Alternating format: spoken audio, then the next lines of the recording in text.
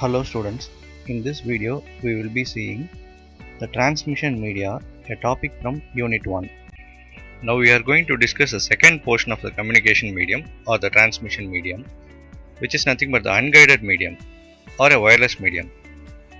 An unguided media transport electromagnetic waves without using a physical connectors, and this type of communication is often referred to as wireless communication. For this, there are three different sections we are going to discuss. The first one is radio waves, microwaves, and the infrared waves. This picture shows the electromagnetic spectrum along with their applications. So, there are various frequencies available in this electromagnetic spectrum, which is categorized as extremely low frequency, radio waves, microwaves, infrared waves, ultraviolet waves, X-rays and gamma rays.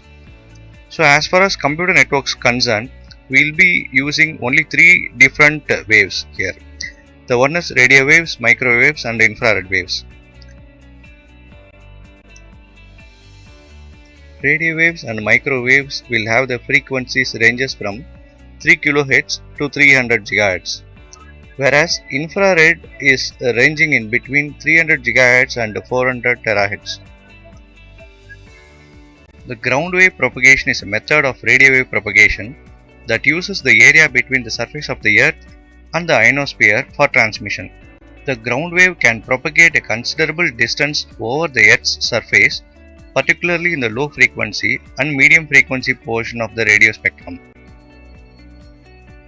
In radio communication, skywave or the skip refers to the propagation of radio waves reflected or refracted back towards Earth from the ionosphere, an electrically charged layer of the upper atmosphere.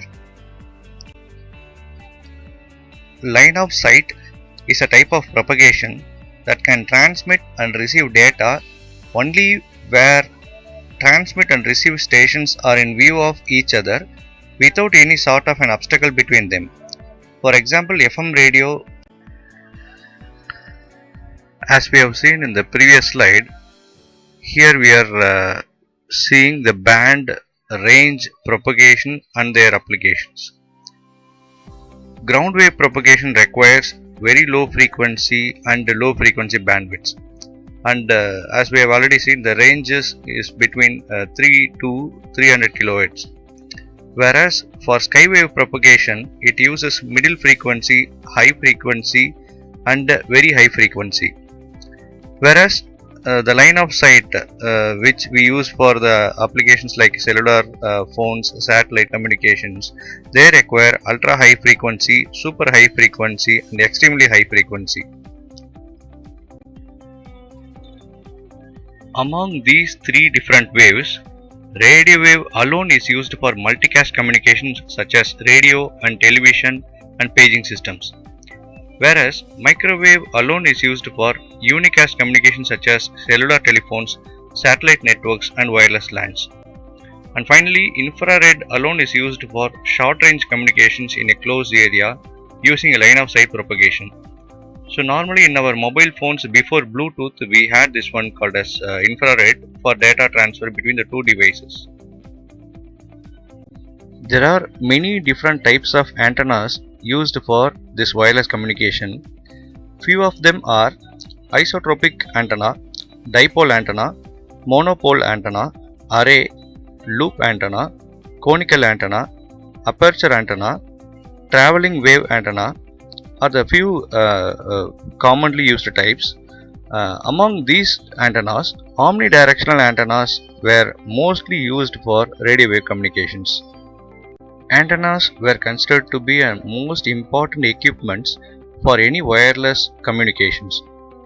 An antenna is an interface between radio waves propagating through space and electric currents moving in metal conductors used with a transmitter or receiver.